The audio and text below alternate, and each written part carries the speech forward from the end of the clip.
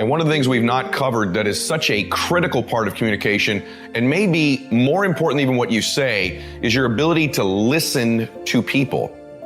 Everybody has them. The difference is what you do about it. It's not the weather. I used to blame the weather, and I discovered it rains on the rich. So see, that won't help.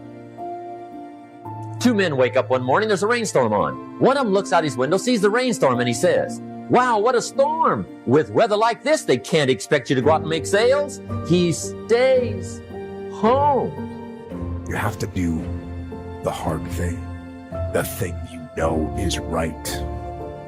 And you know what is right, and you know what you are supposed to do. So do it. It's a huge part of communication. You know, I've taught you before that people don't respond to what they hear or see, they respond to how they feel when they interact with you. And one of the best ways to make somebody feel good is that they feel listened to and that they feel heard. I think being a great listener has lots of benefits. One, people will like you more. Two, you're going to learn more. Three, it takes the pressure off you. And so listening skills are so critical. Whatever it is, good, bad, or indifferent in your life, your current level of happiness, of joy, of success, of fulfillment is exactly what you think you deserve. It's exactly what you think you're worth. It's a hard thing to accept, but in our lives, we are getting out of our life right now exactly what we believe we're worthy of, exactly what we think we deserve. Our life is a direct reflection of our identity. Same morning, the other guy looks out his window, sees the same storm, says, "Wow, what a storm." But he says, "You know what, with weather like this, what a great day to go out and make sales." Most everybody will probably be home, especially the salesman. See, that's the difference in how your life works out. It's not what happens, it's what you do. So here's one of the key questions of the evening. Starting tomorrow, what are you going to do that'll make a change in your life's direction? Good question. What are you going to do starting tomorrow that'll make a difference? Which is the thoughts, concepts, beliefs, values, and worth we hold true to be about ourselves. And so as hard as it is to accept, we're getting out of life right now what we believe we're worth. And we believe we're worth it because of these patterns and our identity and our lack of choosing to have what we want. Not just the material things, not just the body fat, not just the body weight, not just the amount of money, not just having the relationship, but choosing the emotion we want.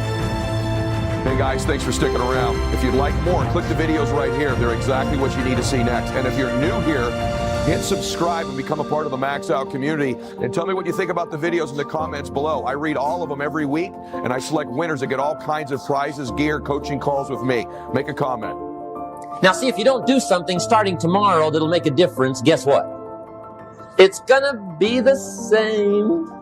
And see, that way you can guess what the next 5 years are gonna be like. Look at the last 5. Because the next 5 are gonna be like the last 5 unless you, major key, tomorrow, change it all.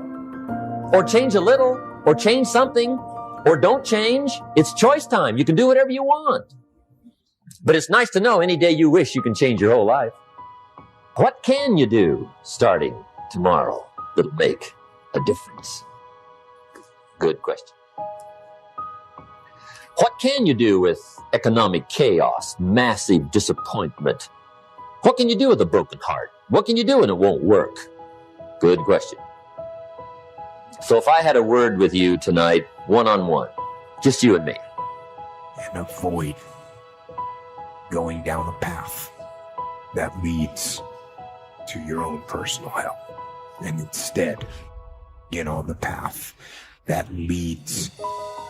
When you make decisions, every decision, think about where that decision leads and what that decision will make you become. And then self-determine. Self-determine, choose what will make you a better person. I think my personal advice to you would be, this year, 1981, reach down inside of you and come up with some more of those remarkable human gifts. They're there, waiting to be utilized. And then change anything for you you want to change. And I challenge you to do that because you can change. If you don't like how it is for you, change it. If it doesn't suit you, change it. If it doesn't please you, change it. If it isn't enough, change it. And I challenge you to do that because you can change. See, you don't ever have to be the same again after tonight, only by choice. Self-reliance is basically counting on yourself, taking responsibility for whatever happens to you, knowing that you have consciously made the decisions that are now affecting you, knowing that what is happening now. I got 2 principles I have for you today. All right, 2 principles. Now I want to talk to somebody out there because you've been watching me the last couple years, you've been watching me the last couple months, and you're still in lack. Listen to me. I want to say this to you, and I mean this from the bottom of my heart, man. You deserve better. All right? There's some of you still going to the gas station and you putting in half a tank of gas when you know you need a full tank of gas. All right? There's still those of you, on your charge card, or if you have a phone bill you have to pay.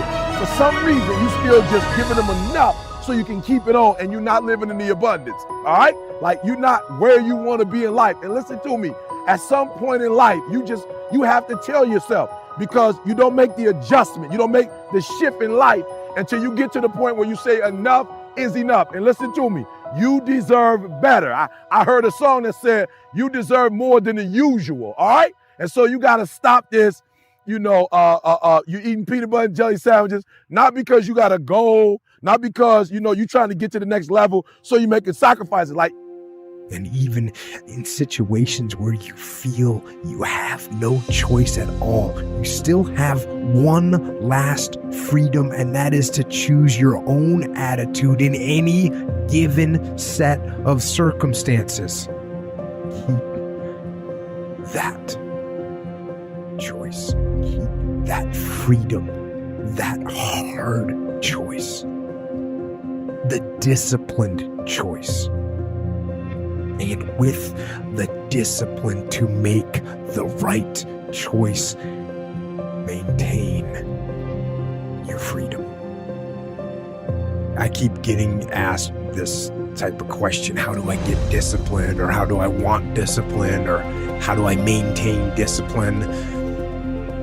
If you hear me claim that discipline is easy for me, then straight up, that's just my ego talking. That's what that is. Because I'm, unfortunately, just as human as everyone else. And it is work to maintain the discipline. That's what it is, work.